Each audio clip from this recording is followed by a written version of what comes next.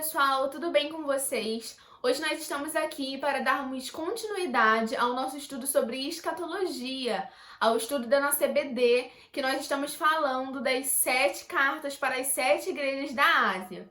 E hoje nós vamos estar falando sobre a 5ª carta, que é para a igreja de Sardes. Sardes foi uma cidade que foi construída em cima de uma rocha e ela estava situada a mais ou menos 500 metros acima do nível do mar.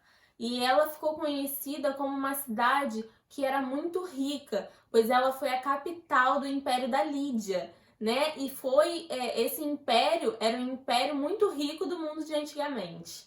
Isso aí, foi encontrado ouro num rio próximo de Sardes. E por isso, os reis que moravam, na cidade, eles eram renomados por conta dessas riquezas, né? E também, tinha uma estrada, a estrada real. Ela ligava, a cidade de Sardes a outras cidades que eram também muito famosas e justamente que era por ali que eles passavam, com essa riqueza. Por isso ficou conhecida como a Estrada Real. Isso aí. Então Sardes, ela era conhecida, ela era famosa pela sua riqueza, pelo luxo que havia nessa cidade. Isso. E a igreja de Sardes, ela foi destruída, por conta de um terremoto. E se nós fôssemos localizar atualmente a cidade de Sardes, ela ficaria ali, ela seria uma das cidades da Turquia. Isso aí. Bom, agora nós vamos lá para o livro de Apocalipse para lermos o que Jesus mandou João escrever na carta para a igreja de Sardes. No capítulo 3, versículo 1, lá em Apocalipse, diz o seguinte: Ao anjo da igreja de Sardes, escreva o seguinte: Esta é a mensagem daquele que tem os 7 Espíritos de Deus e as 7 estrelas. Eu sei o que vocês estão fazendo. Vocês dizem que estão vivos, mas de fato estão mortos. E aqui, nesse primeiro versículo, Jesus ele se apresenta como aquele que tem os 7 espíritos e aquele que tem as 7 estrelas. Isso nos remete, esses 7 espíritos nos remete ao livro de Isaías. Lá no capítulo 11, versículo 2 diz assim: Repousará sobre ele o Espírito do Senhor, o Espírito de sabedoria e de entendimento, o Espírito de conselho e de fortaleza, o Espírito de conhecimento e de temor do Senhor. E aí, esses são os 7 espíritos. E quanto às 7 estrelas, se a gente voltar um pouquinho no livro de Apocalipse, lá no finalzinho do capítulo 1, ele diz que as 7 estrelas é como se fossem os 7 pastores, das 7 igrejas que nós estamos estudando. E logo em seguida dele falar isso, ele diz que ele conhece, ele sabe o que as pessoas de Sardes estão fazendo.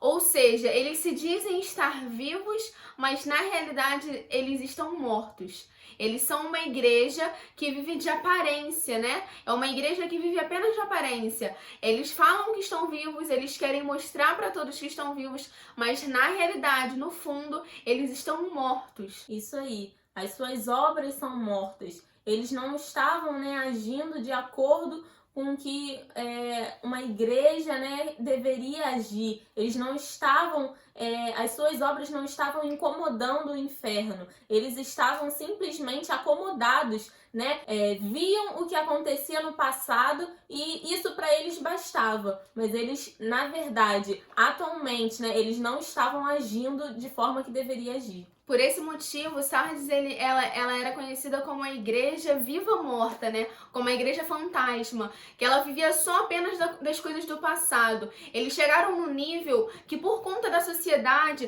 ter muitas riquezas, muito luxo, sabe, coisas que agradavam eles se estabilizaram e aí eles descansaram. Eles morreram porque eles não tinham mais aquele vigor de antes, sabe? Eles não tinham o vigor do início da igreja. E como a gente disse, a igreja de Sardes, ela viveu no tempo da reforma, a reforma protestante.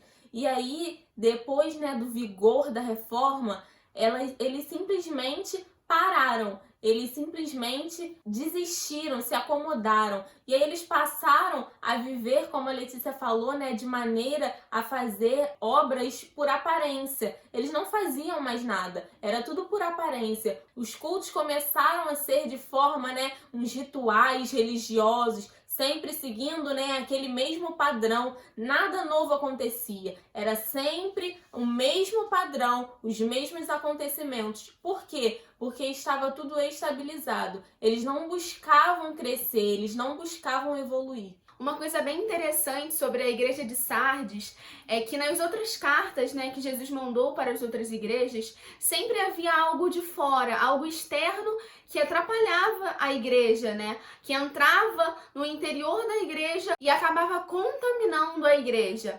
A igreja de Sardes foi ao contrário, não tinha nada. Nas outras igrejas a gente viu idolatria, a gente viu imoralidade sexual, a gente viu coisas, sabe, que por conta de estar na sociedade, acabou se tornando algo comum para a igreja. Mas a igreja de Sardes, pelo contrário, ela mostra que nada de fora, nada externo entrou pela igreja, mas sim o que estava dentro da igreja é o que estava contaminando. A própria igreja, por não incomodar o mundo, por não fazer coisas diferentes, por não viver realmente a vida que Cristo desejava para essa igreja viver, ela acabou não incomodando o inimigo. Ou seja, não cumpriu o papel de uma igreja, sabe, firme aqui na terra, que o papel é incomodar as trevas. E continuando aqui a leitura, no versículo 2 diz assim: "Sê vigilante e consolida o resto que estava para morrer, porque não tenho achado íntegras as tuas obras na presença do meu Deus." Exatamente. Nesse versículo, a gente pode ver que ele fala que é para fortalecer, né? Jesus dá uma dica: fortaleçam e fiquem vigilantes. Na minha versão, diz o seguinte, ó: acordem e fortaleçam aquilo que ainda está vivo, antes que morra completamente. Ou seja, ele dá um alerta para que eles possam fortalecer aqueles que ainda vivem. Porque por mais que a maioria esteja morta, ainda tem os que vivem. Então eles precisam se fortalecer, continuar perseverando, para que eles não possam morrer completamente. Em seguida, Deus diz que ele conhece a obra que eles estão fazendo e sabe que não está de acordo com o que o Pai, com o que o nosso Deus exige, sabe? Então, ele entende que eles precisam melhorar, eles precisam se fortalecer para que esses atos, para que essa igreja ela possa realmente fazer aquilo com que o Deus exige para nós, aquilo que Deus manda eles fazerem. O versículo 3 diz o seguinte: portanto, lembrem do que aprenderam e ouviram, obedeçam e se arrependam. Se não acordarem, eu os atacarei de surpresa, como um ladrão, e vocês não ficarão sabendo nem mesmo a hora da minha vinda. Ninguém sai na rua esperando ser assaltado, né? Ninguém sai à rua e fala: não, hoje eu vou me preparar porque eu vou ser assaltado. Não, nós não sabemos quando o ladrão está vindo. Nós não sabemos quando vamos ser assaltados. E Jesus, ele dá esse recado, né? Ele dá esse recado a essa igreja, que se você não se preparar, se você não se arrepender, eu vou estar vindo de surpresa e eu vou pegar você despreparado. Exatamente. E o mais interessante é que Jesus ele deixa uma dica, né? No versículo anterior ele deixou a dica. Ele falou para que eles se fortalecessem, para que eles acordassem. E a consequência de não acordar e a consequência de não se fortalecer é essa. Se a gente não se fortalecer, se a gente não acordar, ele vai vir como um ladrão de surpresa e nós, a igreja de Sardes, vai estar despreparada. No versículo 4 diz assim: tens, contudo, em Sardes umas poucas pessoas que não contaminaram as suas vestiduras e andarão de branco junto comigo, pois são dignas. Esse é praticamente o único elogio, né, que Deus faz à igreja de Sardes. Ele fala que mesmo a igreja estando morta, tem alguns que ainda estão vivos na presença de Deus. Tem alguns que não se deixaram contaminar, que ainda estão com as vestes brancas, né?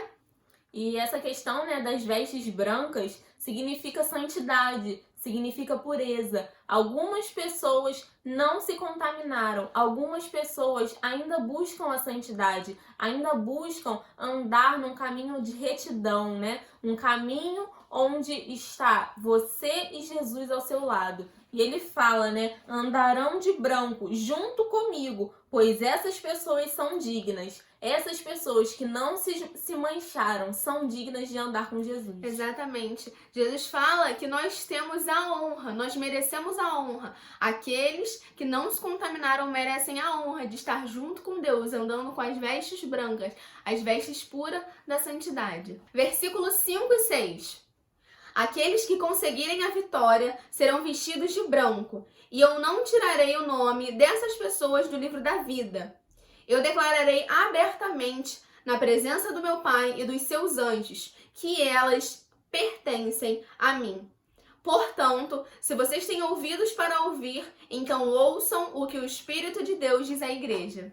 E aqui ele fala, né? Essa aqui é a recompensa. Aquele que obedecer, aquele que vencer, Jesus vai escrever o seu nome no livro da vida. Jesus, ele vai te reconhecer como seu, como um bem que ele tem. Esse livro da vida, ele nada mais é do que a salvação, né? É a vida eterna com o nosso amado Senhor Jesus no paraíso, né? Então ele diz que a recompensa dessas pessoas que obtiverem a vitória, que permanecerem firmados na palavra, com santidade, com pureza, eles herdarão a vida eterna. E a vida eterna é isso, estar com o seu nome escrito no livro da vida. E o que eu achei interessante é que ele não fala que ele vai escrever o seu nome no livro da vida. Ele diz que ele não vai tirar. Ou seja, isso nos dá a entender que as outras pessoas que não conseguirem manter a sua pureza, que realmente continuarem mortas espiritualmente, elas não herdarão o reino dos céus. E Jesus tirará o nome dessas pessoas do livro da vida. Então, trazendo para nossa realidade atual, a igreja de Sardes representa uma igreja morta, uma igreja sem vida, uma igreja sem alegria, igreja que não incomoda o inimigo, que não faz diferença na sociedade. Uma igreja apenas que segue rituais religiosos e tradições humanas, esquecendo da verdadeira essência, que é o Espírito Santo. É uma igreja que está fria, uma igreja que está sem o Espírito Santo. E há estudos que comprovam que o número de evangélicos nominais atualmente cresceu absurdamente. O que seria isso? Evangélicos nominais são aqueles que se consideram evangélicos, mas que não seguem realmente aquilo que a palavra de Deus diz, não seguem a essência de Cristo, não seguem o caráter de Cristo. Muitas pessoas se denominam evangélicos, mas não agem da forma como Cristo quer. A igreja de Sardes representa cristãos que envelheceram na sua fé e deixaram seu vigor morrer, esfriar. Eram para ser uma igreja sem manchas, sem rugas, sem máculas, mas acabaram se tornando uma igreja, sabe, normal. 4 paredes, que tem um culto, um louvor, uma oferta, um dízimo, mas na realidade perderam o que deveria ser o verdadeiro significado de uma igreja. Eles deixaram de ser uma igreja viva e abençoadora na vida das pessoas. Bom, e para nós fecharmos essa aula, nós vamos fazer uma revisão bem básica para a gente relembrar tudo aquilo que a gente falou. Nós estamos falando sobre a igreja de Sardes e o único elogio a essa igreja foi que alguns não se contaminaram. E a instrução deixada a essa igreja foi vigiar e consolidar aqueles que ainda estavam vivos. E a promessa deixada por Jesus para a igreja de Sardes foi as vestiduras brancas e o nome escrito no livro da vida. Bom, aqui atrás também podemos ver um cartaz, e nesse cartaz está escrito alguns pontos da igreja de Sardes, que é uma igreja também bem atual, que representa muitos dias de hoje. Eles eram uma igreja que viviam de aparência, era uma igreja morta, alguns não se contaminaram. A instrução foi vigiar e consolidar, e a promessa, vestiduras brancas e o nome no livro da vida. O salário do pecado é a morte. E quando o pecado entra na igreja, a igreja acaba morrendo. E aí? O que nós vamos fazer? Nós vamos deixar a igreja morrer através do pecado? Ou nós vamos seguir vigiando e consolidando uns aos outros para que juntos possamos nos fortalecer no caminho do Senhor? Então nós deixamos uma pergunta para vocês responderem na classe da EBD de vocês. Será que a nossa igreja atual está sendo influenciada pelo mundo? Influenciada pela sociedade em que vivemos? Será que nós estamos mortos, assim como a igreja de Sardes estava, e apenas nos deixando levar e concordando com tudo aquilo que a sociedade nos impõe? Será que nós estamos agindo e sendo diferentes? Ou será que estamos apenas nos deixando ser influenciados e levados pela onda do mundo e das coisas que acontecem por aí afora? É isso, pessoal. Esperamos que vocês tenham gostado da aula. Fiquem com Deus. E até a próxima. Tchau!